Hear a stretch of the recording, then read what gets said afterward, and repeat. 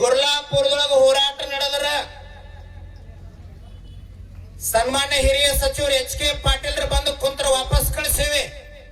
ವಿಮಾನ ticket book ಮಾಡಿ ಡಿಸಿಎಸ್ಪಿ ಅವ್ರ ಕಾರ್ ನಿಂತು ನಿಮ್ಮಿಬ್ರು ಹೋರಾಟಗಾರನ ಕರ್ಕೊಂಡು ಹೋಗಿ ಸಿದ್ದರಾಮಯ್ಯನವ್ರ ಜೊತೆ ಚರ್ಚೆ ಮಾಡಿ ವಾಪಸ್ ತಂದು ಬಿಡ್ತೀವಿ ಅಂತ ಹೇಳಿದ್ರು.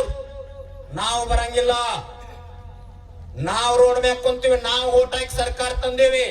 ಸರ್ಕಾರ ಗುರ್ಲಾಪುರಕ್ಕೆ ಬರಲಿಲ್ಲ ಅಂದ್ರೆ ಒಂದು ತಿಂಗಳಾದ್ರೂ ಹೇಳಂಗಿಲ್ಲ ಅಂತ ಕರೆ ಕೊಟ್ಟಿವಿ.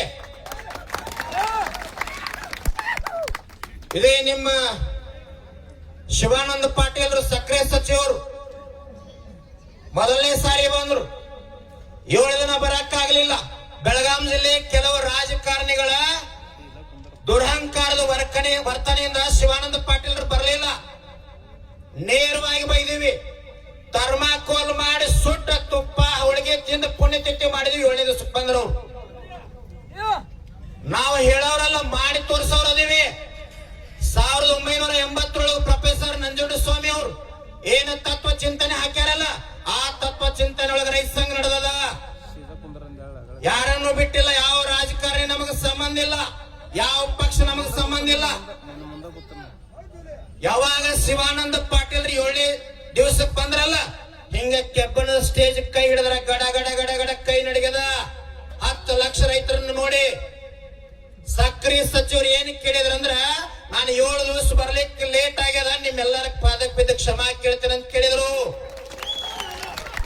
ಹಿಂಗ ತಾಕತ್ ಬರ್ಬೇಕು.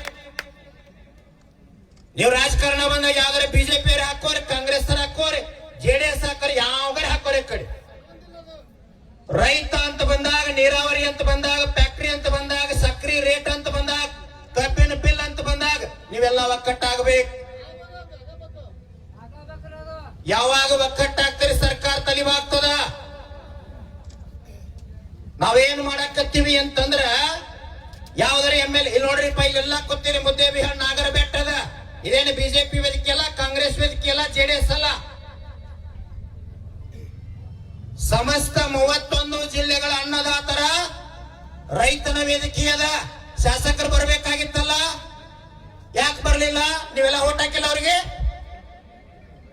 ಗಟ್ಟಿಯಾಗಿ ಕೇಳುದು ಕಲೀರಿ. ತಮ್ಮ ಏನಾಗಕತ್ತದ?